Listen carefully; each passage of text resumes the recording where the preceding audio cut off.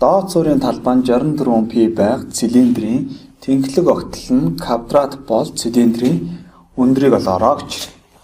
За цилиндрийн суурийн талбай маань тойрог байна. S тэнцүү PR квадрат гэсэн. За суурийн радиусыг хэдүүлээ эхлээд олъё. За энэ маань биднэрт 64 π.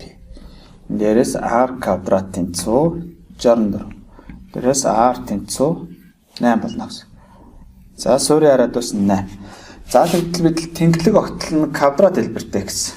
За энд AVCD гэсэн биднэрт квадрат байна гэсэн үг. За тэгвэл энэ квадратын AD тал маань манай цилиндрийн өндөр болж таарна гэсэн. За тэгвэл квадрат учраас энд AV-гийн урт нь тэнцүү, AD-гийн урттай тэнцүү байна гэсэн. За энд AD гэдэг маань суурийн төвийг дайрсан байна. Тойргийн диаметр болж байна. Тэгвэл энэ маань 2R-тай тэнцүү. Энэчнээс 2-ыг үрждэг нь R маань биднэрт 8 учраас радиус маань 8 учраас энэ тэнцүү өндөр маань 16 болж байна. Ингээд бидний хариу E хариулт байна.